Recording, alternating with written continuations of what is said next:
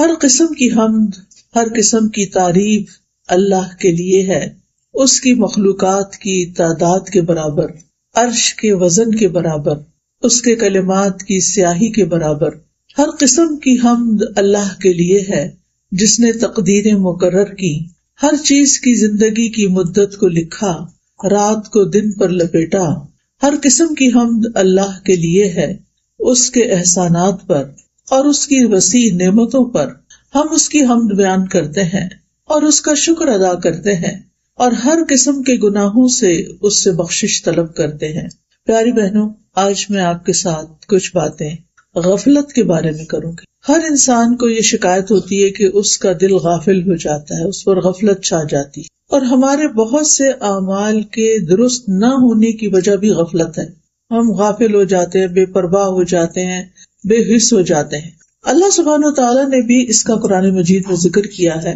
اللہ تعالیٰ فرماتے ہیں اقترب للناس حسابهم وهم فی غفلۃ معرضون، لوگوں کے لیے ان کے حساب کا وقت قریب آ لگا ہے اور وہ ہیں کہ غفلت میں منہ موڑے ہوئے ہیں، یعنی دین کی بات سے، موت کے بعد کے حساب کتاب سے، قبر کی زندگی سے، آخرت کے سوال و جواب سے غافل ہیں۔ اور اگر دیکھا جائے تو ہماری عام طور پر جو فکر ہے، پریشانی ہے، سوچیں ہیں، ہم ہے، غم ہے، وہ کیا ہوتا ہے؟ آخرت تو نہیں ہوتی، حساب کتاب تو نہیں ہوتا، بلکہ ہماری فکر دنیا کے مسائل ہوتے ہیں، جبکہ دنیا عارضی ہے اور آخرت ہمیشہ کے لیے ہے، وہاں جا کر کسی کو بھی واپس نہیں آنا۔ دنیا میں کوئی کام خراب بھی ہو گیا تو دوبارہ درست کر سکتے ہیں، کوئی فیل ہو جائے تو دوبارہ ایگزام دے سکتا ہے، کچھ ٹوٹ جائے تو نیا خریدا جا سکتا ہے، کہیں سے جانا پڑ جائے تو کوئی نیا ٹھکانہ مل جاتا ہے۔ لیکن آخرت، ایک دفعہ کوئی مر کے قبر میں چلا گیا تو اس سے باہر نہیں نکل سکتا، پھر آگے ہی آگے کی منزلیں ہیں، دنیا میں واپسی نہیں۔ اس لیے انسان عقل مند وہی ہے جو اپنی آخرت کے بارے میں دنیا سے بڑھ کر سوچے، دنیا کے بارے میں بھی فکر کرے، کیونکہ یہاں بھی رہنا ظاہر ہے، عزت سے رہنا چاہیے، لیکن زیادہ دنیا کے غم نہ لگائے، زیادہ بڑا غم اور فکر اس کی آخرت ہونی چاہیے۔ اللہ سبحانہ وتعالیٰ قیامت کے دن غافل لوگوں کو فرمائیں گے وَجَاءَتْ كُلُّ نَفْسٍ مَعَهَا سَائِقٌ وَشَهِيدٌ لَقَدْ كُنْتَ فِي غَفْلَةٍ مِّنْ هَٰذَا فَكَشَفْنَا عَنْكَ غِطَاءَكَ فَبَصَرُكَ الْيَوْمَ حَدِيدٌ۔ اس دن ہر شخص اس حال میں آئے گا کہ اس کے ساتھ ایک ہانکنے والا اور ایک گواہی دینے والا فرشتہ ہوگا، یعنی اس کو میدان حشر کی طرف لے جا رہا ہوگا، تو اس سے کہا جائے گا بلا شبہ تو اس دن سے غافل رہا، آج کے دن کے بارے میں تم نے نہیں سوچا، آج ہم نے تیری آنکھوں سے پردہ اٹھا دیا ہے اور آج تیری نگاہ خوب تیز ہے، اب یہ سب کچھ تم دیکھ رہے ہو جس کے بارے میں تم کبھی سوچتے بھی نہیں تھے۔ اس لیے پیاری بہنوں، ہمارے لیے فائدے کی بات یہ ہے کہ ہم اپنے انجام سے کبھی غافل نہ ہوں، اس کو نہ بھولیں، اس کے بارے میں سوچتے رہیں، فکر کرتے رہیں۔ اب سوال یہ پیدا ہوتا ہے کہ غفلت کس کو کہتے ہیں؟ غفلت کیا چیز ہے؟ غفلت کہتے ہیں کسی چیز کو بھول جانا، توجہ نہ دینا، لاپرواہی برتنا، انسان کے ذہن سے کسی چیز کا غائب ہو جانا، یہ غفلت ہوتی ہے۔ جب ہم آخرت کے بارے میں نہیں سوچتے تو اس کا کیا مطلب ہے کہ وہ ہمارے ذہن سے نکلی ہوئی ہے، اور جب ہم کسی چیز کو امپورٹنس نہیں دیتے اور اس سے منہ موڑ لیتے ہیں تو یہ بھی ایک غفلت ہوتی ہے، یعنی کہ وہ ہمارے نزدیک اہم بھی کوئی نہیں ہے تو اس کے بارے میں کیا سوچنا۔ لیکن آخرت تو ایسی نہیں ہے نا، وہ تو بڑی اہم ہے، بہت امپورٹنٹ ہے، اس کے بارے میں تو سوچنا ہی سوچنا ہے۔ اور یاد رکھیے غفلت کی دو قسمیں ہوتی ہیں، ایک ہے پسندیدہ غفلت اور ایک ہے ناپسندیدہ غفلت، محمود غفلت، مذموم غفلت۔ محمود غفلت یہ ہے، پسندیدہ یہ ہے کہ انسان اپنی ذات کے حقوق اور دنیا سے اپنا حصہ لینے سے غافل ہو، اس کو اتنی امپورٹنس نہ دے، جو اس پر ظلم کرے اس سے درگزر کر جائے۔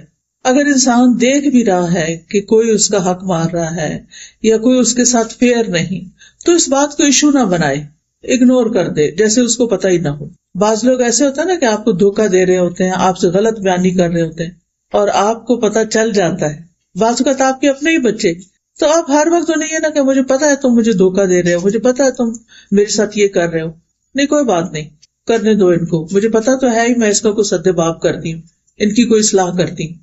تو انسان اس چیز سے تغافل برتے، تغافل عارفانہ ہوتا ہے نا، یعنی ایک چیز کو جانتے بوجھتے ہوئے بھی اگنور کر دینا. پھر اسی طرح دنیا کی زینت، رونق اور ٹو مچ دنیا حاصل کرنے سے غفلت برتے، یعنی اس کی طرف زیادہ توجہ نہ کرے. ناپسندیدہ غفلت کیا ہے کہ انسان اللہ کے حق سے غافل ہو، اس کی طرف توجہ نہ کرے، اس کو امپورٹنس نہ دے، اللہ کے ذکر سے غافل ہو، اللہ تعالیٰ کے احکامات سے غافل ہو. پتہ ہی نہ ہو کہ اللہ تعالیٰ نے اس دنیا میں رہنے کے لیے ہمیں کیا کیا حکم دیا ہے، اللہ تعالیٰ کے احکامات اور جن چیزوں سے اللہ تعالیٰ نے منع کیا ہے ان سے غافل ہو، آخرت سے غافل ہو. مجھے ایسے لگ رہا ہے کچھ لوگ یہاں بیٹھ کے بھی غافل ہوئے بیٹھے، ان کی توجہ وہ لوگوں کی طرف ہے، آنے جانے والوں کی طرف. تو یہ اصل کام سے غفلت ہے نا. پھر کیا یہ پسندیدہ کہ آپ جس کام کے لیے آئے ہیں وہ چھوڑ کر وہ کرنے بیٹھے؟ شاید ان لوگوں کو آپ نے پہلی دفعہ دیکھا ہے، اس لیے آپ ان کو پہچاننے کی کوشش کر رہے ہیں.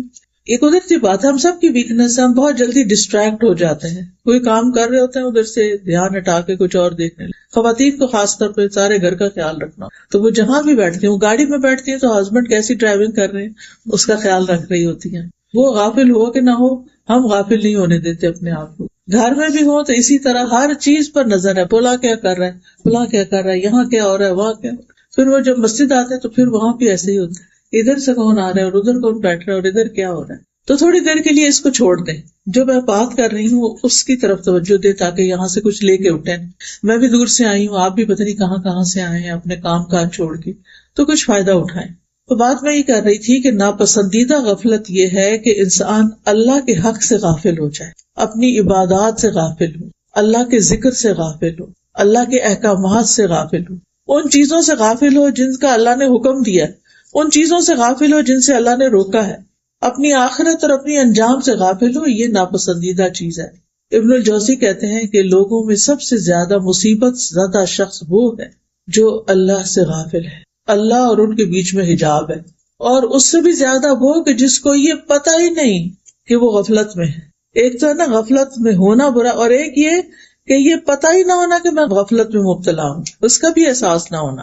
اس بات سے غافل ہونے والا کہ اس کو یہ پتہ ہی نہ ہو کہ مجھے اپنا ایمان مضبوط کرنے کی ضرورت ہے، میری کمزوریوں کی وجہ کیا ہے، مجھے اللہ تعالیٰ سے اور زیادہ تعلق مضبوط کرنے کی ضرورت ہے، مجھے اللہ تعالیٰ کے آگے اور عاجزی کرنے کی ضرورت ہے، مجھے اللہ تعالیٰ کی اور زیادہ تعظیم اور عظمت بیان کرنے اور محسوس کرنے کی ضرورت ہے. اس بات سے غافل ہونا کہ مجھے اپنی عبادات کو صحیح طور پر ادا کرنے کے طریقے معلوم ہونے چاہیے. اور سب سے ناپسندیدہ غفلت یہ ہے کہ انسان کا دل منافقت میں مبتلا ہو اور اس کو پتہ ہی نہ ہو کہ وہ منافق، یعنی ہمارے دل کے اندر سچا ایمان ہی نہ ہو، نفاق پیدا ہو گیا ہو کہ دل میں شکوک و شبہات ہیں، خواہشات ہیں، کوئی اللہ کا ذکر نہیں، اللہ کی یاد نہیں، اللہ کی طرف توجہ نہیں، اور انسان کو احساس بھی نہ ہو کہ وہ کسی مصیبت میں مبتلا ہے. اچھا کیسے پتا چلے؟ ہم سب اپنے آپ کا جائزہ لیں، اپنے آپ کو پہچانیں کہ کیا ہمارے اندر تو کوئی غفلت کی قسم نہیں. تو اس کے کچھ انڈیکیٹرز ہیں. ان میں سے ایک انڈیکیٹر یہ ہے کہ اطاعت کے کاموں میں سستی آنے لگے. جو ہمارے اوپر ذمہ داریاں موجود ہیں، جو کام ہم نے کرنے ہیں، ان کی طرف توجہ ہی نہ ہو، اور ادھر ادھر کبھی کوئی ویڈیو لگا کے بیٹھ گیا، کبھی ٹی وی لگا لیا، کبھی سیر کو نکل گئے، کبھی کچھ کھا پی لیا، کبھی کچھ. یعنی انسان اپنے آپ کو بہلاتا رہے اور کرنے کا کام نہ کرے، اس سے غفلت برتے. مثلا نماز سے غفلت، ذکر سے غفلت، صدقہ خیرات کی طرف توجہ کا نہ ہونا. قرآن مجید میں اللہ تعالیٰ فرماتے ہیں ان المنافقین یخادعون اللہ وہو خادعهم وَإِذَا قَامُوا إِلَى الصَّلَاةِ قَامُوا كُسَالَىٰ يُرَاءُونَ النَّاسَ وَلَا يَذْكُرُونَ اللَّهَ إِلَّا قَلِيلًا. بے شک منافق لوگ اللہ سے دھوکہ بازی کر رہے ہیں حالانکہ وہ انہیں دھوکہ دینے والا ہے، اور جب وہ نماز کے لیے کھڑے ہوتے ہیں تو سست ہو کر کھڑے ہوتے ہیں، یعنی ان کی کوئی دلچسپی نہیں ہوتی نماز میں، لوگوں کو دکھاوا کرتے ہیں، بس نام لگانے کو پڑھتے ہیں کہ ہم نے پڑھ لی، اور اللہ کو یاد نہیں کرتے مگر بہت کام، اللہ کو یاد نہیں کرتے. تو یہ ہے غفلت کی علامتیں کہ جب اللہ کا ذکر بھولا ہوا ہو، باتیں بہت زیادہ کریں ہم، اور نماز کی طرف کوئی توجہ نہ، آخری وقت میں جا کے نماز پڑھے، سارے دنیا کے کام پہلے اور نماز آخر میں، تو یہ غفلت کی علامت ہے.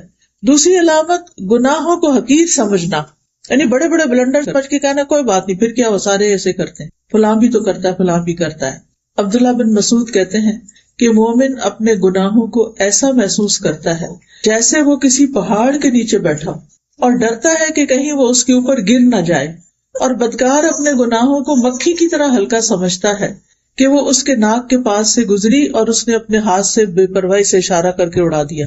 یعنی بڑے سے بڑا گناہ کیا اور پھر پرواہ نہ کیا، اچھا کچھ نہیں ہوتا، خیر ہے، پھر کیا ہوا. یعنی گناہ پر شرمندہ نہ ہونا، گناہ کا احساس نہ ہو، غلطی کو بہت ہلکا سمجھنا، جبکہ وہ غلطی انسان کو ہلاک کر دینے والی ہو اور اس کو اس کی پرواہ نہ ہو، احساس بھی نہ ہو کہ وہ غلط کر رہا ہے. پھر غفلت کی ایک اور علامت ہوتی ہے وقت کو غیر مفید کاموں میں گزارنا، جن کاموں کا نہ دین میں فائدہ نہ دنیا میں فائدہ، فضول کے کام. ابن مسعود کہتے ہیں میں اس بندے کو پسند نہیں کرتا جسے میں بالکل فارغ دیکھتا ہوں کہ نہ ہی وہ دنیا کے کسی کام میں مشغول ہوتا نہ آخرت کے کسی کام میں، نہ کوئی دنیا کا کام کرتا ہے اور نہ ہی دین کا کوئی کام کرتا ہے، نہ اس کو دنیا کی فکر ہے، پرواہ ہے، اور نہ ہی آخرت کی. آج کل آپ دیکھیں کہ یوتھ کا کیا حال ہے. جو بچے تو ماشاءاللہ پڑھ رہے ہیں سو پڑھ رہے ہیں اپنے لیے کم از کم دنیا بنا رہے ہیں، لیکن کچھ بچوں کا حال ایسے معلوم ہوتا ہے کہ انہیں نہ دنیا کی فکر ہے نہ آخرت کی فکر ہے. اللہ تعالیٰ اس سے بچا کے رکھے، کیونکہ یہ خطرے کی علامت ہے، ریڈ فلیگ ہے. وہ کہتے ہیں کہ آخری زمانے میں کچھ ایسے لوگ آئیں گے کہ ان کے افضل اعمال یہ ہوں گے کہ آپس میں ایک دوسرے کو ملامت کرنا، آپس کا لڑائی جھگڑا. ان کا نام سست لوگ رکھ دیا جائے گا، لیزی پیپل. پھر اسی طرح غفلت کی علامت کیا ہے؟ صرف دنیا کا علم اور اس کی فکر ہونا، دین کا علم اور اس کی فکر کا نہ ہونا. وہ صرف دنیا کی ظاہری جو چیزیں ہیں ان کے بارے میں علم رکھتے ہیں اور اسی کے لیے بھاگ دوڑ کرتے ہیں، آخرت کے بارے میں کچھ بھی فکر نہیں کرتے، نہ اس کا علم حاصل کرتے ہیں کہ وہاں کیا ہونے والا ہے.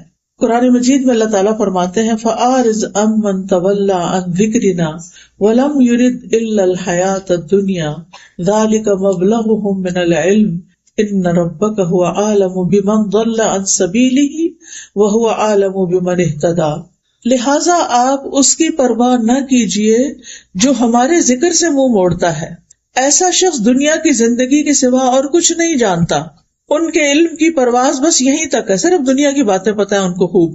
بلا شبہ تیرا رب خوب جانتا ہے کہ کون اس کے راستے سے گم ہو گئے ہیں اور کون ٹھیک راستے پہ چل رہا ہے. اور یہ ہمیں انسانوں کو پروو نہیں کرنا ہوتا، بلکہ اللہ تعالیٰ کے سامنے سچا ہونا ہے، انسانوں کو دکھانے کے لیے نہیں بلکہ اللہ کے سامنے کہ کون ٹھیک راستے پر ہے اور کون بھٹکا ہوا ہے. اب سوال ہی پیدا ہوتا ہے کہ غفلت کا سبب کیا ہوتا ہے، کیوں انسان غافل ہو جاتا ہے؟ آپ میں سے کوئی بتائے گا کیا چیز غفلت پیدا کرتی ہے؟ علم کی کمی اور دنیا کی محبت، دین سے دوری، دین کی مجلسوں سے دوری، تکبر، نفسانی خواہشات کی پیروی کرنا، شیطان کے وسوسوں کا شکار ہو جانا. جی ہاں، تو غفلت کا سب سے بڑا سبب دنیا پرستی ہے، دنیا کی محبت. کیونکہ انسان جب دنیا کے کھیل تماشے میں لگ جاتا ہے نا، لہو اور لعب میں، ان کاموں میں جو فائدہ مند نہیں ہوتے، وہ کام جن سے انسان غافل ہو جاتا ہے اور یہ بھول جاتا ہے کہ دنیا متاع الغرور ہے، دھوکے کا سامان ہے.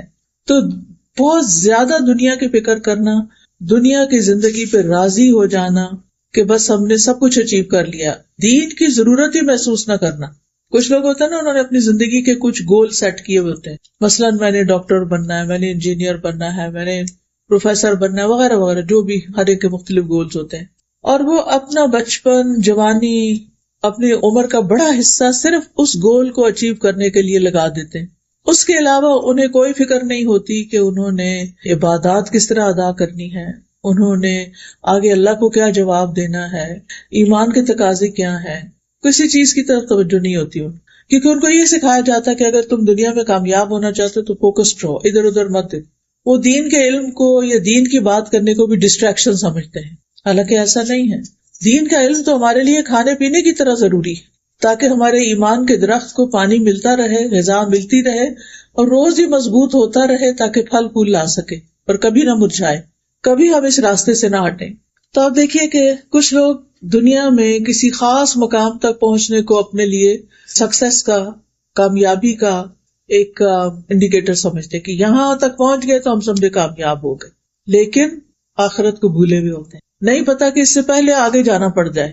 اور پھر وہ یہ نہیں کہ صرف دنیا ان کا فوکس ہوتی ہے، بلکہ دنیا کی لالچ اور ہرس ان کے اندر کوٹ کوٹ کے بھری ہوتی ہے. یہ چیز انسان کو اور غافل کر دیتی ہے. رسول اللہ صلی اللہ علیہ وسلم نے فرمایا اللہ کی قسم میں تمہارے فقر سے نہیں ڈرتا کہ تم فقیر ہو جاؤ گے یا تمہارے پاس کچھ نہیں ہوگا تو تمہارا کیا بنے گا، لیکن میں اس بات سے ڈرتا ہوں کہ دنیا تم پر کشادہ کر دی جائے، تمہیں بہت کچھ مل جائے گا، اچھے گھر، اچھا لباس، اچھا کھانا، بہت کچھ نعمتیں مل جائیں گی، جس طرح تم سے پہلے لوگوں پر دنیا کشادہ کی گئی تھی، تو تم ایک دوسرے سے آگے بڑھنے لگو گے، مقابلے بازی شروع ہو جائے گی، جس طرح وہ ایک دوسرے سے آگے بڑھنے لگے، اور وہ تمہیں غافل کر دے گی جس طرح ان لوگوں کو غافل کر دیا تھا۔ یعنی جب انسان دنیا کے معاملات میں دوسروں سے مقابلہ کرنے لگتا ہے کہ فلاں کا گھر ایسا ہے تو مجھے اس سے بھی اچھا گھر لینا، فلاں کی گاڑی ایسے تو مجھے اس سے بھی اچھی گاڑی لینی، فلاں کے پاس یہ ڈگری ہے تو مجھے اس سے بھی آگے نکلنا ہے، تو پھر کیا ہوتا ہے کہ انسان اس کی لالچ میں ایسا کھب جاتا ہے کہ پھر آگے کسی اور چیز کے بارے میں سوچنے کا اس کے پاس وقت نہیں ہوتا۔ تو یہ جو ایک دوسرے کا مقابلہ ہے نا، یہ بھی انسان کو غافل کر دیتا ہے۔ قرآن مجید میں آتا ہے الہاکم التکاثر، آتی ہے نہیں سورت سب کو، کیا مطلب ہے؟ الہاکم التکاثر حتی زرتم المقابر، تمہیں ایک دوسرے سے زیادہ حاصل کرنے کی ہرس نے غفلت میں ڈال دیا، یعنی ایک دوسرے کے مقابلے میں زیادہ حاصل کرنے کی ہرس جو تھی اس نے تمہیں غافل کیا، یہاں تک کہ تم نے قبرستان جا دیکھے، یعنی تم فوت ہو گئے، قبر میں پہنچ گئے۔ پھر اسی طرح لمبی آرزویں، میں بڑی ہوں گی نا، پھر میں حج کروں گی، تو پھر میں توبہ کر لوں گی، تو پھر میں اچھے اچھے کام کر لوں گی، تو یہ چیز بھی انسان کو غفلت میں ڈالے رکھتی۔ انسان کے اندر ایک قدرتی سا خیال آتا ہے کہ ہائے مرنا ہے، کوئی تیاری کر لے، پھر انسان کہتا ہے ابھی بڑا وقت ہے، ابھی تو میری نانی بھی اتنے سال کی، 80 سال کی تو وہ تھی، اور دادی 90 سال کی فوت ہوئی، تو میں نے ابھی کہاں فوت ہونا، میں بھی تو ان کی اولاد ہوں۔ اس طرح کی بہت سی باتیں سوچ کے انسان اس کو ٹال دیتا ہے، اچھا بعد میں کریں گے، یہ ابھی تو مجھے تو بہت امپورٹنٹ کام ہے میرے ساتھ۔ تو لمبی آرزویں جو ہیں یہ بھی انسان کو غافل کر دیتی ہیں۔ پھر اسی طرح دل کا دنیا کی محبت میں، انسانوں کی محبت میں مشغول ہو جانا۔ ابن قیم کہتے ہیں کہ سینے کی تنگی کے بڑے اسباب میں سے ایک سبب اللہ سے منہ موڑنا یعنی غافل ہونا، اور اللہ کے سوا دل کا کسی اور سے وابستہ ہو جانا، ذکر سے غافل ہو جانا، اور اللہ کے سوا کسی اور سے شدید محبت کرنا۔ اللہ کا حق ہے کہ سب سے شدید محبت اس سے کی جائے، لیکن اگر اللہ کو چھوڑ کر کسی اور کو دل میں بسا لیا جائے اور ہر وقت اسی کے بارے میں سوچ رہے ہیں، اسی کے بارے میں پریشان ہیں، اسی کا سوچ کے خوش ہو رہے ہیں، ساری زندگی کا سینٹر آف لائف وہی بن گیا، چاہے وہ ہسبینڈ ہے، چاہے وہ بچے ہیں، چاہے وہ کوئی اور انسان ہے، تو یہ نہیں ہونا چاہیے۔ اور اگر کسی کے ساتھ ایسا جنون ہے بھی تو اس کو دعائیں کر کر کے، اپنا ماحول تبدیل کر کے اس گھوم پھیر سے باہر نکلنا چاہیے، تاکہ انسان اللہ کا بندہ بن کے جیے۔ پھر اسی طرح آپ دیکھیے کہ غفلت کا ایک بڑا سبب قرآن سے روگردانی، قرآن کا نہ پڑھنا، نہ سمجھنا، کیونکہ قرآن ہی تو ہمیں بتاتا ہے کہ ہمارے ساتھ آئندہ کیا ہونے والا ہے، اور اگر انسان قرآن ہی نہیں پڑھتا تو پھر اس کو کیا چیز جگائے گی۔ پھر اسی طرح ذکر کی مجلسوں سے دوری، مسجد نہیں جانا، حلقہ میں نہیں جانا، کلاس میں نہیں جانا، تو غفلت بڑھتی چلی جائے گی۔ جو ہی آپ مجلس میں جائیں گے، جیسے آج یہاں آئے ہیں، کوئی باتیں سنیں گے یا جمعے کا خطبہ سنیں گے، تو کیا ہوگا؟ بھولی ہوئی باتیں یاد آ جائیں گی۔ ہمیں پتہ ہوتی ہے جو میں آپ کو باتیں بتا رہی ہوں کوئی نئی تھوڑی ہے، صرف ایک یاد دہانی ہے نا، کیونکہ اللہ تعالیٰ کا حکم ہے فذکر فإن الذکری تنفع المؤمنین، آپ نصیحت کیجیے، یاد دہانی کرائیے، کیونکہ یاد دہانی مومنوں کو فائدہ دیتی ہے۔ انہیں بھولا ہوا سبق یاد آتا، اوہ اچھا یہ تو میں کیا کرتی تھی پہلے، اب میں کیوں چھوڑ بیٹھی، اور انسان پھر تھوڑا اوپر والی سیڑھی پہ چڑھ جاتا ہے۔ تو مجالس ذکر کی بجائے، مجالس ملائکہ کی بجائے مجالس لغو اور مجالس غفلت میں شریک ہونا، چاہے وہ ہم اپنے گھر کے اندر ہی وہ مجلس کیوں نہ جمائے ہوئے ہوں، جہاں اللہ کا کوئی ذکر نہ ہو، کوئی بات نہ ہو، صرف دنیا دنیا دنیا۔ پھر گناہوں کی کثرت، یہ بھی انسان کو غافل کر دیتی، دل سیاہ ہو جاتے ہیں۔ پھر خواہشات کی پیروی، پھر روزمرہ کی چیزوں کی طرف زیادہ توجہ کا ہونا۔ کچھ خواتین کا سینٹر آف لائف صرف ان کا گھر ہوتا ہے، اچھی بات ہے گھر میں انسان کو دل لگانا چاہیے، لیکن کسی بھی چیز کی زیادتی جو ہے وہ کیا ہو جاتی ہے، نقصان دہ ہو جاتی ہے۔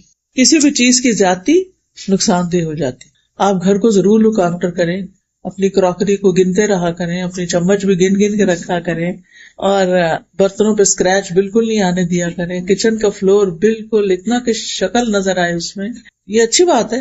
لیکن یہ تو نہیں کہ صفائی ہے اور اس کے اوپر پھر صفائی کرنے کھڑے ہو گئے۔ یعنی آپ دیکھیے ہمارا نفس کی چالیں کیا ہوتی ہیں نا، آپ کو یاد آتا وہ اچھا آج میں نے قرآن نہیں پڑھا دن میں صبح نا، وہ بچے نے بلا لیا اور جلدی سے میں چھوڑ بیٹھی تو اب میں پڑھ لیتی ہوں۔ پھر آپ سوچتے اچھا میں ذرا ایک دفعہ یہ چیزیں کر لوں نا پھر میں پڑھ دوں، اچھا وہ چھوڑ کے کہیں اور گئے کہ اچھا میں یہ کر لوں پھر کرتے ہیں. کیا ہوتا ہے اس دن کا قرآن ہی رہ جاتا ہے. نوافل پڑھنا آپ بھول گئے یا رہ گئی یا کوئی مصروفیت آ گئی, اشراق کے نفل تھے, چاش کے نفل تھے, اب کیا ہے اچھا چلے ظہر کے ساتھ میں سنتوں کے ساتھ نوافل بھی پڑھ لیتی ہوں تاکہ میرا کوٹا تو پورا ہو. کیونکہ آپ کو پتا نہیں کہ جو دن کی 12 سنن ہے رواتب, اس کے بدلے میں جنت میں ایک محل ملتا ہے. تو اگر کم دن پڑھیں گے تو کم ملیں گے, زیادہ پڑھیں گے تو زیادہ ملیں گے. دنیا میں تو ایک گھر پہ راضی نہیں ہوتے, دنیا میں تو زیادہ سے زیادہ چاہیے. آپ کو پتا نہیں جن لوگوں کے پاس پیسے ہوتے ہیں وہ پھر ایک ملک میں تھوڑی گھر بناتے ہیں, وہ رہتے کینیڈا میں ہیں اور گھر اپنے گاؤں میں بناتے ہیں, اپنے شہر میں بناتے ہیں. جا کیا پتا کبھی واپس آنا پڑے, اور وہ بند رہ کے پرانے ہو جاتے ہیں. دنیا کا تو ہمیں اتنا فکر ہوتا ہے کہ امکانیات پر بھی ہم اتنا مال لگا دیتے. امکانیات کا مطلب کیا ہے, ممکن ہے کہ ہم کبھی آئیں, لیکن آخرت کا گھر یقینی ہے کہ وہاں جائیں گے, اس کی فکر کوئی نہیں. تو آپ دیکھیے کہ یہ غفلت کے اسباب میں سے ایک سبب ہے کہ ضرورت کی دنیا ہونے کے بعد غیر ضروری چیزوں کی طرف بھاگے پھرنا اور ان کے لیے اپنے آپ کو کھپا رکھنا. ہر شخص خود فیصلہ کر سکتا ہے کہ اس کی ضرورت کیا ہے, کتنی ہے, اور اس کے بعد اسے سٹاپ لگا کر کوئی آخرت کے لیے بھی کام کرنا چاہیے. پھر ایک اور چیز جو غفلت میں ڈالتی ہے وہ بری دوستیاں, برے ماحول. دوستوں کا انسان پر بہت انفلوئنس ہوتا ہے. اگر دوست نماز نہیں پڑھتا تو آپ کے لیے پڑھنی مشکل ہو جائے گی. دوست روزے نہیں رکھتے تو آپ کے لیے بھی روزہ رکھنا مشکل ہوگا. لیکن اگر آپ کے دوست محرم کا روزہ رکھ رہے ہیں, کیونکہ محرم روزوں کا مہینہ ہے نا, نبی صلی اللہ علیہ وسلم اس مہینے میں اور دنوں سے زیادہ روزے رکھا کرتے تھے. تو اب آپ دیکھیے کہ اگر آپ کے ماحول میں کوئی رکھ ہی نہیں رہا تو کسی کو خیال آئے گا میں رکھ لوں, اللہ یہ کہ اس نے کوئی پمفلٹ پڑھ لیا, کوئی حدیث کسی نے بھیج دی ہو تو وہ بھی. اگر سارا گھر ہی نہیں رکھ رہا تو آپ اٹھ کے رکھیں گے. لیکن اگر سارے رکھ رہے ہیں گھر میں تو آپ کو لیٹے ہوئے شرم آئے گی, آپ کہیں گے میں بھی اٹھ جاؤں, آپ سب اٹھے ہوئے, آج بچے بھی اٹھے ہوئے تو میں کیوں لیٹی ہوئی ہوں. دیکھ کے خیال آ جاتا ہے نا. آپ کے ہسبینڈ تہجد پڑھ رہے ہیں تو یہ ہو نہیں سکتا کہ وہی پڑھتے رہے, ایک دن آپ بھی اٹھ جائیں گی, یا آپ پڑھ رہی ہیں روز تو ایک دن وہ بھی اٹھ جائیں گے. اللہ کرے انشاءاللہ. یہ بھی دعا آمین کہیں, کیونکہ انسان اپنے ماحول سے بہت اثر لیتا ہے. مانی ہوئی بات, آج کل گرمی ہو رہی ہے, باہر نکلتے گرمی لگتی ہے کہ نہیں؟ آپ کے نہیں, مجھے نہیں لگتی. بے شک ماحول جو مرضی ہو, کیسے ہو سکتا ہے؟ سردی ہو تو لگتی ہے نا. ایسے ہی جہاں جس مجلس میں اچھی وائبز ہوں, ایمان کی باتیں ہوں تو وہاں ایمان بڑھتا ہے نا. اور جہاں غفلت کی باتیں ہوں, صرف کھانے پینے, صرف کپڑوں کی, صرف گاڑیوں کی. آپ دیکھیں کہ عام طور پہ مرد حضرات کی گفتگو ایک خاص موضوعات ہوتے ہیں, پراپرٹیز پہ بات کرنا, پالیٹکس پہ بات کرنا, بزنس پہ بات کرنا. تو ساری اول سے آخر مجلس انہی باتوں پر کر کے بس بات ختم ہو جائے گی. خواتین کے اپنے دلچسپ موضوعات ہوتے ہیں, ریسیپیز پہ بات کرنا, کپڑوں کے برانڈز پہ بات کرنا, بچوں پہ بات کرنا, ساس سسر کی شکایت کرنا, اس کی غیبت اس کی غیبت, موسم کی شکایت. جی ہاں, کیونکہ بات کرنے کے لیے کوئی تو موضوع چاہیے نا. یہ تھوڑی ہم کسی سے پوچھ سکتے ہیں اچھا آج بتاؤ تم نے کتنا سبق پڑھا, قرآن کتنا پڑھا, آج کا دن کیسا تمہارا گزرا, تم اپنا ایمان کیسے محسوس کرتے. صحابہ کی باتیں کیا ہوتی تھی, آؤ بیٹھو ایمان لے آئیں. وہ ان کا مطلب کیا ہوتا تھا, آؤ بیٹھ کے مل کے اللہ کی باتیں کریں. لیکن ہم اللہ کی باتیں کر کے بھی نہ, یقین کیجئے کہ یہ اب مجلس برخاست ہوگی, کیا مجال کے کوئی گاڑی میں بیٹھ کے بھی دہرائے سبق کو کہ کیا سیکھ کے آئے. جو لوگ کلاسز بھی لیتے ہیں میں بہت غور سے نوٹ کرتی ہوں, کیونکہ عرصے سے میں یہ چیز پڑھا رہی ہوں نا. کلاس ختم ہوتی ہے تو ایسے لگتا ہے کہ کسی نے قید کا بندھن کھول دیا, اتنی دیر پتہ نہیں کیسے چپ رہے, اتنی باتیں اور اتنا شور اور اتنا ہنگامہ. اور باتیں کیا ہو رہی ہوتی, وہ تھوڑی ہو رہی ہوتی ہے کہ جو ہم نے ابھی سیکھا تھا وہ کیا تھا, کیونکہ وہ دل پہ تو گئی نہیں ہوتی, تو ایک کان سے ٹکرا کے دوسرے سے نکل جاتی ہیں. صحابہ کیا کرتے تھے پتہ ہے آپ کو, نبی صلی اللہ علیہ وسلم جب مجلس سے اٹھ کر جاتے تھے تو وہ دنیا کی باتیں, کھیتوں کی اور بزنس کی نہیں کرتے تھے, وہ ان ساری باتوں کو پھر سے دہراتے تھے جو آپ نے انہیں اس ٹائم سکھائی ہوتی تھی, اور ان کو پکا کر لیتے تھے, وہیں گرہ باندھ لیتے تھے. اس کو مذاکرہ کہتے ہیں, ڈسکشن. پھر ایک دوسرے کو سناتے تھے کہ میں نے صحیح سنا تھا, تم میرا چیک کرو. ایک دوسرے کو پوچھتے تھے میں نے یہ بات سنی تھی کیا ایسے ہی تھی, کیونکہ بہت دفعہ ہم آدھی بات سنتے ہیں, آدھی کہیں اور دھیان پھر واپس آتے ہیں تو وہ خود سے خود کوئی نقطے جوڑ لیتے ہیں, جبکہ وہ بات ویسے ہوئی نہیں ہوتی. اسی لیے بعض لوگ بعض اسپیکر سے غلط باتیں منسوب کر رہے ہوتے ہیں کیونکہ انہوں نے خود ہی نہیں مقصد سمجھا ہوتا. تو اس سے بھی بچنے کی ضرورت ہے. بہرحال کہنے کا مطلب یہ ہے کہ انسان پر برا ماحول, بری دوستی یا غافل, چلو برا نہ بھی صحیح, میں نہیں کہتی بزنس میں بات کرنا برا ہے, یا پراپرٹی پہ بات کرنا کرو، برا نہیں، لیکن غیر ضروری اس طرح کی باتیں نہ لینا نہ دینا، نہ خریدنا نہ بیچنا، فلاں کا بزنس اچھا جا رہا، فلاں کا ڈاؤن ہو گیا، فلاں، یعنی اتنی باتیں کرنا کہ اس میں سے نتیجہ کچھ بھی نہیں. جیسے ہماری امی کہا کرتی تھی کہ پانی میں مدھانی چلانا، اگر آپ دہی میں مدھانی چلائیں گے تو کیا نکلے گا؟ مکھن نکلے گا. اور اگر پانی کا ڈولا بھر کے بیٹھ جائیں اور چلاتے رہے ساری رات بھی، کیا نکلے گا؟ کچھ بھی نہیں. اب تو خیر مدھانی والی بات نہیں تھی، اب تو الیکٹرک کی دنیا ہے، اور آپ بہرحال بلینڈر میں پانی ڈال کے سمودی کی خواہش رکھنا ایک دور کی خواہش ہے نا. تو بیٹھنا ایسے ماحول میں باتیں دنیا کی کرنا اور کہنا ایمان بڑھ جائے گا، ایسے نہیں ہوتا. میں یہ بھی نہیں کہتی کہ آپ ہر وقت بس ایمان کی بات کریں، لیکن وہ مجلس انسان کے خلاف حجت بنے گی جہاں اللہ کی کوئی بات ہی نہ ہو، جس گھر میں اللہ کا کوئی ذکر ہی نہیں ہوتا، جس گھر میں کوئی دین کی بات ہی نہیں ہوتی. اس کا مطلب نہیں کہ آپ ہر وقت گھر والوں کو پریشان کریں اور کہ میں نے آج یہ سبق پڑھا ہے، سنو میری بات سنو، نہیں، لیکن اچھے خوشگوار انداز میں آپ تجسس کریٹ کر کے، تمہیں پتا ہے آج میں کیا سن کر آئی ہوں، فلاں چیز کے بارے میں میں نے کیا سنا، میں نے یہ سنا ہے، میں نے یہ پڑھا ہے، میں نے یہ دیکھا ہے. یہ ساری چیزیں ہم روزمرہ کر رہے ہوتے ہیں، لیکن ہم اپنے بچوں سے بھی کوئی علم کی بات نہیں کرتے، کوئی سنجیدہ ڈسکشن نہیں کرتے، کوئی کام کی بات نہیں کرتے. بس زیادہ زیادہ کہیں گے نماز پڑھ لی یا کھانا کھا لیا، ہوم ورک کر لیا. اگر ہم بچوں سے اپنی گفتگو کا جائزہ لیں تو ہمارے ٹاپکس کیا ہوتے ہیں. ان بیچاروں کے کان پک گئے ہمارے مخصوص جملے سن کے. کھانا کھا لیا، چیزیں رکھ لی، فلانا کر لیا، اس کے بعد آگے کیسے تھے وہ ماں باپ یا گھر میں نانی دادی ہوتی تھی جو بچوں کے ساتھ ان کو کہانیاں سناتے، ان کو مزے مزے کے لطیفے سناتے، پہیلیاں بجواتے. آپ میں سے بچپن میں کس کس نے پہیلیاں بوجھنے کا کھیل کھیلا ہوا ہے؟ اچھا، ماشاءاللہ. مجھے بتائیں آپ میں سے کتنے لوگوں نے اپنے بچوں کو پہیلیاں بجوائی ہیں؟ آپ تھوڑے ہاتھ ہیں. دیکھا نا، ایسی چیزیں جو ہے نا، یہ ایک مفید ایکٹیویٹی ہوتی ہے. اس سے کیا فائدہ ہوتا ہے؟ غور و فکر، اچھا یہ، اچھا وہ، کتنا دماغ بچے کا چلتا ہے. اچھا جھوٹے لطیفوں کے تو میں بالکل قائل نہیں کہ آپ جھوٹے لطیفے ان کو سنائیں، لیکن آپ دلچسپ کہانیاں، اچھی چیزیں پڑھ کے بچوں کے آنے سے پہلے صرف کھانا نہیں تیار کر کے رکھا کریں، کوئی چیز پڑھ کے بھی رکھا کریں کہ آج آئیں گے نا، آج میں نے یہ والی بات کرنی ہے، میں نے اس کا موقع نکالنا ہے. پھر ان سے کوئی اچھی سی چیز شیئر کریں اور وہ سنیں گے آپ کی بات.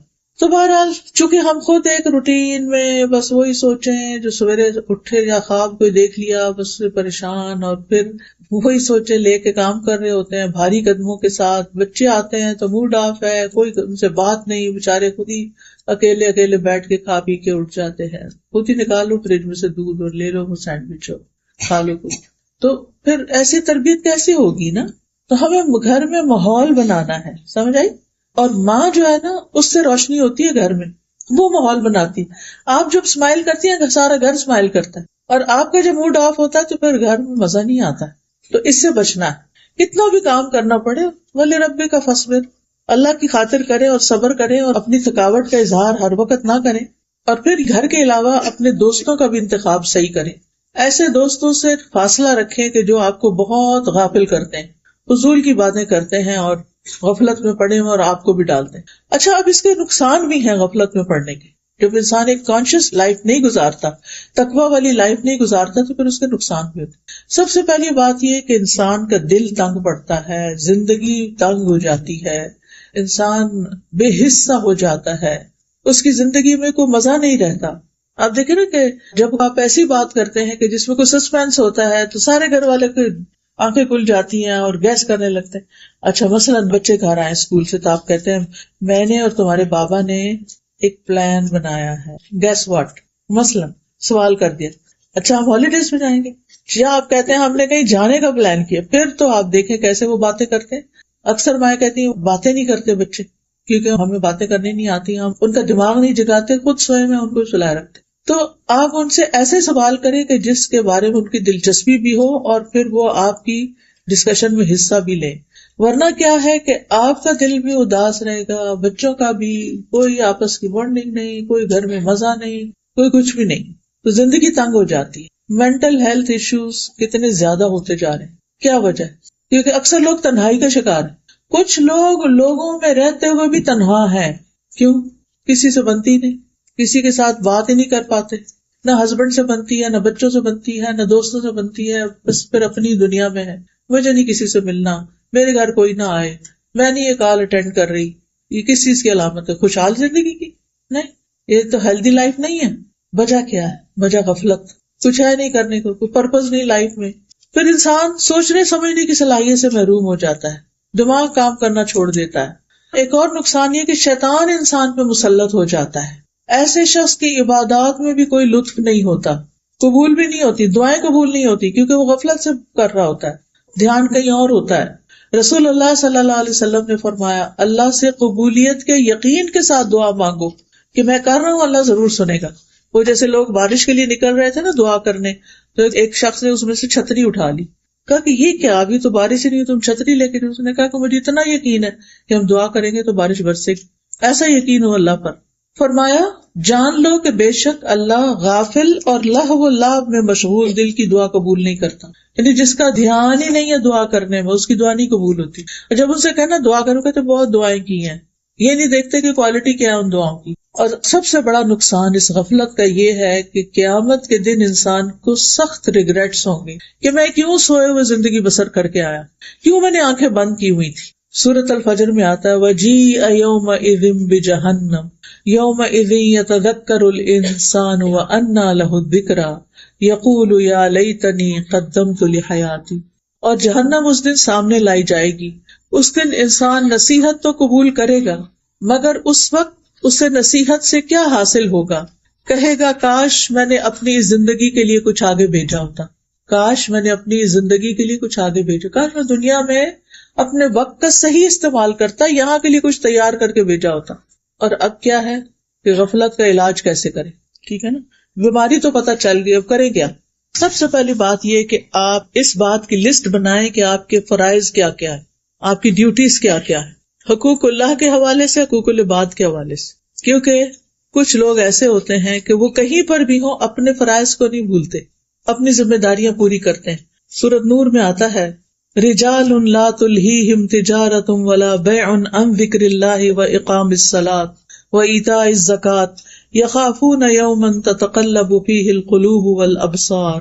وہ مرد جنہیں اللہ کے ذکر سے اور نماز قائم کرنے اور زکوٰۃ دینے سے نہ کوئی تجارت غافل کرتی ہے نہ خرید و فروخت. وہ اپنے بزنس میں ہیں، اپنے جاب میں ہیں، وہ کہیں پر بھی ہیں تو وہ کیا ہیں؟ الرٹ ہیں. وہ اپنے فرائض سے نہیں غافل ہوتے. وہ اس دن سے ڈرتے ہیں جس میں دل اور آنکھیں الٹ جائیں گی. اپنی تھنگس ٹو ڈو کی لسٹ بنائیں کہ کیا کیا آپ پر فرض ہے. نماز فرض ہے، اور اسی طرح زکوٰۃ فرض ہے، زکوٰۃ کس مہینے میں ڈیو ہے، اور اس کے لیے پہلے سے ہی اپنی کیلکولیشن شروع کر دیں. حج کر لیا کہ نہیں کیا، اس کے لیے رقم جمع کرنی شروع کریں، انتظامات کرنے شروع کریں. اسی طرح اگر والدین زندہ ہے تو ان کے کچھ حقوق ہیں، رشتہ دار زندہ ہیں تو ان کے کچھ حقوق ہیں، چاہے وہ اس ملک میں نہ رہتے ہوں، ان کی خیر خبر پتہ ہونی چاہیے. اسی طرح آپ کے وسینٹی میں کون ضرورت مند لوگ ہیں، کہاں کون بیمار ہے، کون کس چیز کا ضرورت مند ہے، یہ باتیں پتہ ہونی چاہیے. کیونکہ اگر آپ کے پاس علم ہی نہیں ان چیزوں کا تو پھر آپ کریں گے کب؟ ٹھیک ہے نا. دوسری بات یہ ہے کہ نمازوں کی حفاظت. قد افلح المؤمنون الذین هم فی صلاتهم خاشعون والذین هم عن اللغو معرضون. یقیناً کامیاب ہو گئے مومن وہی جو اپنی نماز میں عاجزی کرنے والے ہیں، اور وہی جو لغو کاموں سے منہ موڑنے والے ہیں، فضول چیزوں سے بچ کے رہتے ہیں. تبھی تو ان کے پاس وقت ہوتا ہے. جو لوگ فضولیات میں پڑھتے ہیں ان کے پاس ٹائم نہیں ہوتا پھر فرائض ادا کرنے کا، پھر ان کے فرائض چھٹنے لگتے ہیں. تو فرائض کو اپنی پرائرٹی رکھیں. کہیں بھی بیٹھے ہیں، کچھ بھی کر رہے ہیں، ٹائم دیکھتے رہیں کہ نماز کا کتنا ٹائم رہتا ہے اور کب تک ٹائم باقی ہے، میں کس وقت پڑھوں گی. تو نمازوں کی جو پابندی ہے اور صحیح وقت میں پڑھنا، ان کی حفاظت، یہ انسان کو الرٹ رکھتی ہے، غفلت سے نکال دیتی ہے. اللہ تعالیٰ نے ایسے نہیں 5 وقت نماز فرض کی ہے. وہ کس لیے فرض کی ہے؟ تاکہ ہم غافل نہ ہوں، الرٹ رہیں. ایک نماز پڑھ لی، اگلی کی فکر لگ جائے، اگلی پڑھ لی، اگلی کی فکر لگ جائے. پھر قیام اللیل کرنا. حدیث میں آتا ہے جس شخص نے 10 آیتوں سے قیام کیا وہ غافلوں میں سے نہیں لکھا جاتا. اچھا پیاری بہنوں، ایسا ہے کہ سب کی ہمت نہیں ہوتی تہجد کے لیے اٹھنی، خاص طور پر یہاں آپ کی راتیں چند گھنٹوں کی ہیں تو اس میں ابھی سوئے نہیں تو اتنے میں تہجد کا ٹائم گھنٹے 1.5 بعد ہو جائے گا تو مشکل ہو جاتا ہے نا. آپ عشاء کے ساتھ ہی ایکسٹرا 2 نفل پڑھ لیں، ان میں یہ 10 آیتیں پڑھ لیں. 10 آیتیں مثلاً سورۃ الفلق اور الناس 11 بن جائیں گی نا. سورہ کہف کی پہلی 10 آیتیں. اسی طرح اور بھی صورتیں آپ 30واں پارہ کھولیں اور وہاں سے گن لیں کہ کون کون سی صورتیں میں پڑھ سکتی ہوں. پلاننگ کرنی پڑے گی. اگر عشاء کی نماز کے ساتھ ایکسٹرا 2 نفل آپ نے اس نیت سے پڑھ لی کہ یہ قیام اللیل ہے، میرا رات کی نماز ہے، تو آپ غافلوں میں نہیں لکھے جائیں گے. پھر ایک اور طریقہ ہے غیر اہم کاموں، ناٹ امپورٹنٹ، ان کو چھوڑ کر امپورٹنٹ کاموں کو پہلے کرنا، پرائرٹی پر کرنا. نبی صلی اللہ علیہ وسلم نے فرمایا اپنے وقت کے بعد 60 سال بعد ایسے جانشین پیدا ہوں گے جو نماز کو ضائع کریں گے، اپنی خواہشات کی پیروی کریں گے اور جہنم کے گڑھے میں جا گریں گے. نمازوں کو ضائع کرنا، نمازوں سے غافل ہونا، یہ اچھی علامت نہیں. لیکن نمازوں میں خشوع کیسے ہو سکتا ہے؟ جب انسان لغو کاموں کو چھوڑتا ہے. والذین هم عن اللغو معرضون. اور اگر لغو، فضول، بیکار چیزوں سے گزر ہو بھی تو مروا کراما، باعزت طریقے سے گزر جاتے، ان کے اندر الجھتے نہیں ہیں. نبی صلی اللہ علیہ وسلم نے فرمایا من حسن اسلام المرء ترکہ ما لا یعنیہ. انسان کے اسلام کا حسن یہ ہے کہ لا یعنی، فضول، بیکار باتوں میں نہ پڑے. جو باتیں اس کا وہ کچھ کر ہی نہیں سکتا ان چیزوں میں وقت ضائع نہ کرے.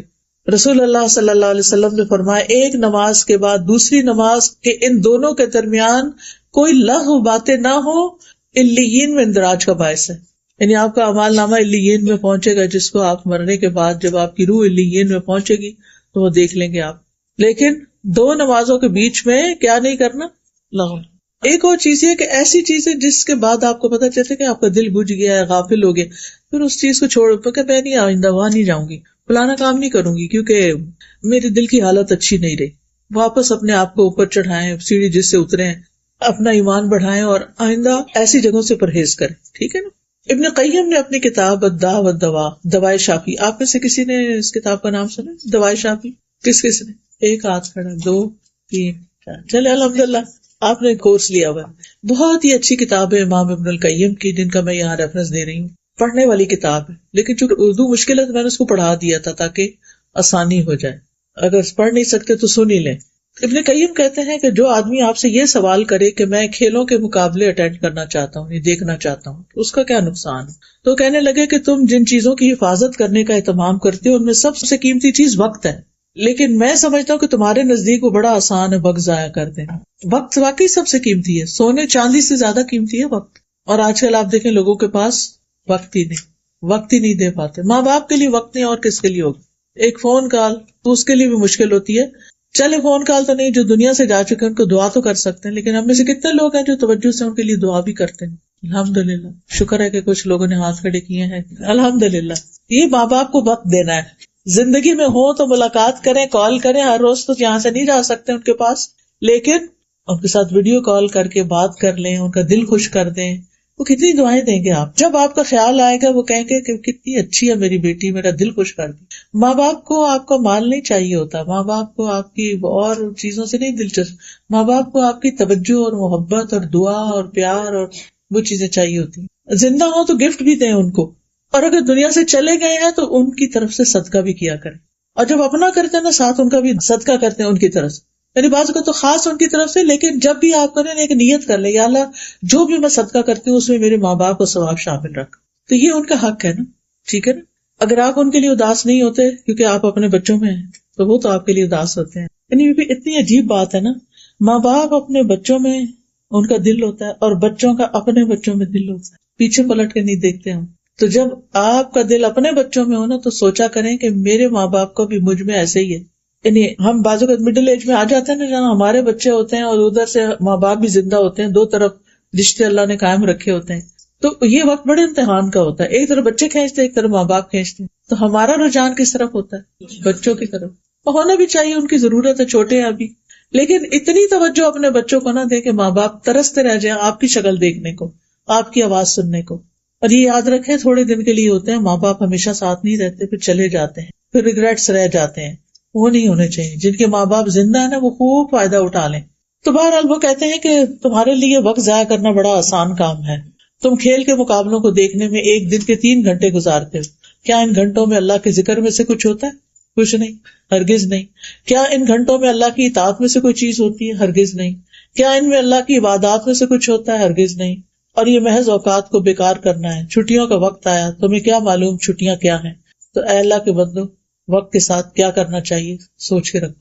پھر آپ دیکھیے کہ غفلت سے نکلنے کا طریقہ یہ ہے کہ دنیا کی زائد زینت سے زہد اختیار کرنا. جو چیزیں ضرورت کی نہیں خام خواہ میں نہیں پڑنا. اچھا ہم خواتین کی عادت ہوتی ہے کہ اگر کہیں چلے گئے نا کسی مال میں کچھ خریدے بغیر ہم لوٹ نہیں سکتے. اگر ضرورت نہیں بھی نا تو ہم کہیں گے کیا پتا کبھی کام آ جائے. یہ ہمارا جملہ ہوتا ہے, کیا پتا کبھی کام آ جائے تو لے کے رکھ لو, لے کے رکھ لو. تسلی, دل کو تسلی ہوتی. تو آپ دیکھیے کہ اس میں وقت کا بھی ضیاع ہوتا ہے, مال کا بھی ہوتا ہے اور جگہ کا بھی, اور پھر ایویں کہویں کسی کو بس ہم سر سے اتارتے ہیں. تو یہ چیز ٹھیک نہیں. جو چیزیں ابھی ضرورت نہیں نا تو یہ سوچ کے کہ مہنگی ہو جائیں گی پھر پتہ نہیں ملے گی کہ نہیں, گھر نہ بھریں. کیونکہ ٹو مینی تھنگس جو ہوتی ہیں وہ بندے کو کچھ کرنے نہیں دیتی, پھر انہیں کا غلام بن کے رہ جاتا ہے بندہ. تو گھر کو ڈی کلٹر کریں, ڈی جنک کریں, نکال دیں چیزیں فالتو جو آپ کا خام خواہ کا وقت لے رہی ہیں. پھر آپ دیکھیے غفلت سے نکلنے کے لیے نیک مجالس کا, نیک لوگوں کا ساتھ. نبی صلی اللہ علیہ وسلم کو اللہ تعالیٰ نے حکم دیا تھا وَاصْبِرْ نَفْسَكَ مَعَ الَّذِينَ يَدْعُونَ رَبَّهُمْ بِالْغَدَاةِ وَالْعَشِيِّ يُرِيدُونَ وَجْهَهُ, اور آپ اپنے آپ کو ان لوگوں کے ساتھ روکے رکھیں جو اپنے رب کو پہلے اور پچھلے پہر پکارتے ہیں, صبح شام کے اذکار کی پابندی کرنے والے, اس کا چہرہ چاہتے ہیں. اور تمہاری آنکھیں ان سے آگے نہ بڑھیں, ان کو نہیں چھوڑنا, اللہ والوں کو نہیں چھوڑنا کہ تم دنیا کی زندگی کی زینت چاہتے ہو. اور اس شخص کا کہنا مت مانو جس کے دل کو ہم نے اپنی یاد سے غافل کر دیا اور وہ اپنی خواہش کے پیچھے چلا اور اس کا کام ہمیشہ حد سے بڑا ہوا ہے. ایسے لوگوں کی مجلس میں نہ بیٹھو, ان لوگوں کے ساتھ بیٹھو کہ جو اپنے رب کو پکارتے ہیں, یاد رکھتے ہیں. پھر موت کو یاد کرتے رہنا, یہ بھی غفلت سے نکالتا ہے. اور نماز میں موت کو یاد کرنا, کیونکہ اس سے نماز اچھی ہو جاتی ہے. پھر یہ سوچنا کہ شاید یہ آخری نماز ہو. پھر یہ کہ آخرت کو اپنا مقصد بنانا, وقت کی قدر کرتے ہوئے خیر کے کام کرنا, اچھے اچھے کام, صدقہ جاریہ کے کام کرنا. یعنی ایک تو روزمرہ کی عبادات ہے نا, ایک اپنے کل کے لیے کہ مرنے کے بعد ہمارا اعمال نامہ تو بند ہو جانا ہے, بعد میں کیا چیز کام آئے گی اس کے اوپر ورک کرنا. رسول اللہ صلی اللہ علیہ وسلم نے فرمایا مومن کو اپنی وفات کے بعد جو اس کے عمل اور اس کی اچھائیاں پہنچتی ہیں ان میں سے یہ بھی ہے جس علم کی اس نے تعلیم دی اور اسے پھیلایا. ایک تو ہے تعلیم دینا, باقاعدہ پڑھانا, اور ایک ہے پھیلانا. پھیلانے میں آپ کیا کر سکتے ہیں, اچھی کتابیں, اچھے کارڈز, اچھی چیزیں, اچھے میسیجز وہ دوسروں تک پہنچائیں. یہ ابھی ہم آپ کے لیے کچھ کارڈز لے کر آئے ہیں. جیسے اللہ تعالیٰ کا شکر ادا کرنے کے لیے ہمیں الفاظ نہیں ملتے تو ہم نے قرآن اور حدیث سے ایسی ساری اذکار دعائیں جمع کر کے خوبصورت ڈیزائننگ کر کے الحمدللہ کہ دیکھ کے بھی الحمدللہ نکلے, اس کو جمع کر دیا. اب آپ یہ خود بھی پڑھ سکتے ہیں, اگر ہر روز نہیں تو ہفتے میں ایک دفعہ یہ پڑھ لیا کریں. اسی طرح استغفار کے بھی کارڈ, یہ گناہوں سے بخشش کی دعائیں. آپ کو معلوم ہے نا کہ جب انسان استغفار کرتا ہے, اپنے گناہوں کو مان جاتا ہے, توبہ کرتا ہے, اللہ سے معافی مانگتا ہے, تو نہ صرف اس کی آخرت اچھی ہوتی ہے, دنیا بھی اچھی ہوتی ہے. سورۃ نوح میں اللہ تعالیٰ فرماتے ہیں کہ حضرت نوح نے اپنی قوم سے کہا فَقُلْتُ اسْتَغْفِرُوا رَبَّكُمْ إِنَّهُ كَانَ غَفَّارًا, میں نے اپنی قوم سے کہا کہ تم اپنے رب کے حضور استغفار کرو, گناہوں کی معافی مانگو, وہ بڑا معاف کرنے والا ہے, معاف کر دے گا. یرسل السماء علیکم مدرارا, تم پر آسمان کو خوب برستا ہوا بھیجے گا, یعنی خوب بارشیں ہوں گی. وَيُمْدِدْكُمْ بِأَمْوَالٍ وَبَنِينَ, تمہیں مال اور بیٹوں سے مدد دے گا, تمہیں مال میں بھی اضافہ ہوگا, بیٹے بھی دے گا. وَيَجْعَلْ لَكُمْ أَنْهَارًا, اور تمہارے لیے نہریں جاری کر دے گا, پانی کم نہیں ہوگا, کیونکہ ہر وقت تو بارش نہیں ہوتی نا, پھر بعد میں نہروں سے یا دریاؤں سے پانی آپ کے پودوں کو اور آپ کی ضرورت کا آپ کو ملتا ہے. تو اس کے لیے کیا ہے, استغفار. اب استغفار کی ساری دعائیں تو نہیں, لیکن جو اتھینٹک دعائیں تھی وہ ہم نے اس کارڈ کے اندر اردو انگلش ترجمے کے ساتھ اکٹھی کر دی ہیں. جمعے کے دن کی آخری گھڑیوں میں بڑی دعائیں قبول ہوتی ہیں. کوئی بھی آپ کا مسئلہ ہو, کسی بھی چیز میں پریشان ہو, تو آپ لے کے یہ کارڈز بیٹھ جایا کریں اور ان کو ایک دفعہ پڑھ کے اللہ تعالیٰ سے اپنی حاجتیں رکھا کریں, تو انشاءاللہ دنیا بھی آسان ہوگی آخرت میں. کیونکہ یہ جو آیتیں میں نے آپ کو بتائی قرآن کی آیتیں, میں نے اپنے پاس سے نہیں گھڑی کہ یہ اور یہ ہو جائے گا. کچھ لوگ تو وظیفے بنا کے بتاتے ہیں یہ کرو گے تو یہ ہو جائے گا, میں وہ والا کام نہیں کر رہی, میں آپ کو قرآن سے دلیل دے رہی کہ اللہ کا وعدہ ہے کہ یہ تمہارے مسائل اس استغفار سے حل ہوں گے. پھر اسی طرح حفاظت کی دعائیں, پروٹیکشن کی. پھر اسی طرح تسبیح, اللہ تعالیٰ کی تسبیح کرنا, اس کی انگلش ٹرانسلیشن کے ساتھ ہے, اور اس میں اللہ تعالیٰ کا حکم ہے بندوں کو یا ایھا الذین آمنوا اذکروا اللہ ذکرا کثیرا وسبحوہ بکرۃ واصیلا, اے لوگوں جو ایمان لائے ہو, ہم سب اللہ کو کثرت سے یاد کرو، زیادہ ذکر کرو، اور صبح شام اس کی تسبیح کیا کرو. کون کون سی تسبیحات؟ اس میں سارے وہ ورژن دیے ہوئے ہیں اور ان کے فائدے بھی بتائے ہوئے ہیں احادیث کے ساتھ. پھر لا الہ الا اللہ کا یہ کارڈ ہے انگلش میں، آپ نان مسلمس کو بھی دے سکتے ہیں. بعض اوقات ہم پورا قرآن دینے سے گھبراتے ہیں، تو لا الہ الا اللہ اس کا ٹرانسلیشن بھی ہے، یعنی اس کا کیا مطلب ہے کہ ان کو پتا چلے کہ اللہ ایک ہے. اپنے بچوں کو بھی پڑھوائیں. اور پھر آپ دیکھیں کہ رزق میں کشادگی کی دعائیں، اور پھر رات کو قبول ہونے والی دعا، جو آنکھ کھلے تو دعا پڑھیں، بہت ہی کام کی دعا ہے. آدھی تو آپ کو آلریڈی آتی ہوگی. بیمار ہو جائے تو شفا کی دعائیں پڑھ کے دم کیا کریں اپنے مریضوں پر. پھر نماز کے بعد کے اذکار ہیں، پھر استخارے کی دعا ہے اور کچھ اور اذکار ہیں. یہ کارڈز آپ اپنے لیے بھی اور اپنے دوستوں کے لیے بھی ان کو زیادہ سے زیادہ نشر کریں گے تو یہ صدقہ جاریہ بن جائے گا. ہم لوگوں کو اور تحفے دیتے رہتے ہیں، لیکن ان تحفوں کے ساتھ اگر آپ یہ بھی ڈال دیں تو ان کو بھی دعائیں مانگنے آ جائیں گی. نیک اولاد جو پیچھے چھوڑی، یہ بھی صدقہ جاریہ. اپنی اولاد کو نیک بنا کے جائیں، نمازی بنا کے جائیں، تاکہ کیا کریں. بعض لوگ کہتے ہیں نا کہ بعض اوقات ہمیں بھی ہوتا ہے کہ جلدی میں ہوتے ہیں، والدین کی دعا یاد نہیں رکھتے. میں سمجھتی ہوں جو بچہ نمازی ہے نا وہ تو لا محالہ دعا کرتا ہے والدین کے لیے. کہاں؟ رب اجعلنی مقیم الصلاۃ ومن ذریتی ربنا اغفر لی ولوالدی. ہر نماز میں والدین کی بخشش کی دعا ہو رہی. یہ الگ بات ہے کہ ہم سوچ کے نہیں پڑھتے، ترجمہ نہیں آتا، تو اولاد کو کچھ دعائیں بھی یاد کرائیں، کچھ نماز عادی بنائیں، تاکہ آپ کی دنیا سے جانے کے بعد جانا تو ہے نا. کچھ لوگوں کو یہ بات پسند نہیں آتی کہ دنیا سے جانے کی بات کیجیے، لیکن یہ سب سے بڑی حقیقت ہے جس میں کوئی شک ہی نہیں. تو اس میں وہ ہمارے بعد ہمارے لیے دعائیں کر کے ہمارے اعمال نامے میں اضافہ کریں. پھر قرآن مجید کا نسخہ جو کسی کو وراثت میں ملا، یعنی آپ نے قرآن لیا، خرید کر کسی کو دیا، کسی طالب علم کو دیا، گھر میں رکھا، وہ آگے آپ کے بچوں نے پڑھنا شروع کر دیا، کسی اور نے پڑھنا شروع کر دیا، وہ بھی جب تک وہ کتاب پڑھے گا، قرآن پڑھے گا، وہ آپ کے لیے صدقہ جاریہ. مسجد جو اس نے تعمیر کی، چاہے پوری کرے چاہے کچھ حصہ ڈالے اس میں. مسافر خانہ جو اس نے قائم کیا، اب تو یہ اس کی ضرورت نہیں رہی، لیکن اس کی جگہ مدارس کر سکتے ہیں، یعنی جہاں دینی تعلیم دی جاتی ہے، اسلامک سکولز ہو سکتے ہیں. یا وہ صدقہ جو اس نے زندگی میں صحت کی حالت میں نکالا، ان سب کا ثواب اس کی موت کے بعد بھی اسے ملتا رہتا ہے. ٹھیک، تو یہ غفلت سے نکالنے والے کاموں میں سے کام. پھر فی سبیل اللہ مال خرچ کرنا جس سے دین کا فائدہ ہو. اللہ کی راہ میں کسی خیمے کا سایہ مہیا کرنا، اللہ کی راہ میں کوئی خادم ہبہ کر دینا، اللہ کی راہ میں کسی نر جانور پر کسی کو سوار کرنا، یعنی اپنی گاڑی میں کسی کو بٹھا کے مسجد لے جانا، درس پر لے جانا. ٹھیک ہے، مسجد تعمیر کرنا، پانی کا انتظام کرنا، درخت لگانا. نبی صلی اللہ علیہ وسلم نے فرمایا جس مسلمان نے کوئی پودا لگایا تو جو اس سے کھا گیا وہ اس کے لیے صدقہ، جو چوری ہو گیا وہ بھی صدقہ ہے. ہمسایوں کے بچے آ کے توڑ کے انگور لے گئے، صدقہ ہے. جو درندوں نے کھایا وہ بھی صدقہ ہے، بکری اندر گھس گئی اور سارے پودے کھا گئی. جو پرندوں نے کھایا آ کے، ان کو تو روک نہیں سکتے آپ، اوپر سے آتے ہیں، وہ بھی صدقہ ہے. اور جو بھی اس میں کوئی کمی کرے گا کہ چونٹیاں وغیرہ کھا جائیں، وہ بھی صدقہ. کتنی قسمیں. آپ اپنے بیک یارڈ کو کیا کریں، اس میں کچھ نہ کچھ لگائیں، درخت لگا دیں. آپ کو نہیں ہم نے تو موو ہو جانا، ہمیں کیا فائدہ، نہیں، آپ کے لیے ثواب جاریہ ہوگا چاہے آپ نے موو ہو جانا. میرے بچوں کو بڑا شوق ہوتا تھا، تو ہمارے گھر کے اندر اس وقت، جس وقت بچے چھوٹے تھے، تو لان اندر نہیں تھا، لیکن گھر کے باہر، دیوار کے باہر جو جگہ تھی وہ کچی تھی. تو یہ کیا کرتے تھے، وہاں بیٹھ جاتے تھے اور کچھ نہ کچھ لگاتے رہتے تھے. تو اسما جو اسما ہدا ہے، اس نے ایک آم کی گٹلی دبائی. کچھ دن پہلے میرا وہاں اسلام آباد میں گئی تھی، میں نے دیکھا ماشاءاللہ اتنا بڑا درخت بنا ہوا ہے کہ ایٹ لیسٹ جو راہ گزر ہے وہ اس کے سائے میں کھڑا ہو جائے. اور وہ تھا آم کا درخت. اب مسئلہ یہ کہ آم کو اگر وہ نہ کرے نا، جب وہ چھوٹا ہوتا ہے اس کو پیوند نہ لگائے تو پھل نہیں دیتا. اب وہ اتنا تو پتا نہیں تھا، ہم بھی وہاں سے وہ ہو گئے. لیکن وہ ہرا بھرا درخت جو ہے سایہ دے رہا ہے، آکسیجن دے رہا ہے، خوبصورتی دے رہا ہے.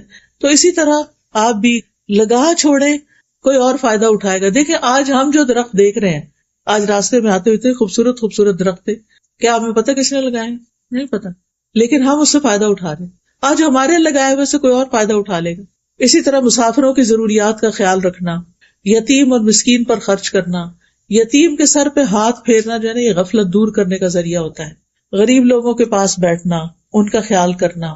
بیک ہوم آپ سوچا کرے کون کون ضرورت مند ہے خاندان میں، پچھلے دنوں ہم کیلگری میں جن کے گھر ٹھہرے ہوئے تھے تو انہوں نے بتایا کہ میرے والد پہلے پاکستان میں جب تھے تو ایوریج ان کی آمدنی تھی، لیکن وہ پھر ان کی جاب سعودیہ میں ہو گئی اور اللہ نے ان کو بہت دیا.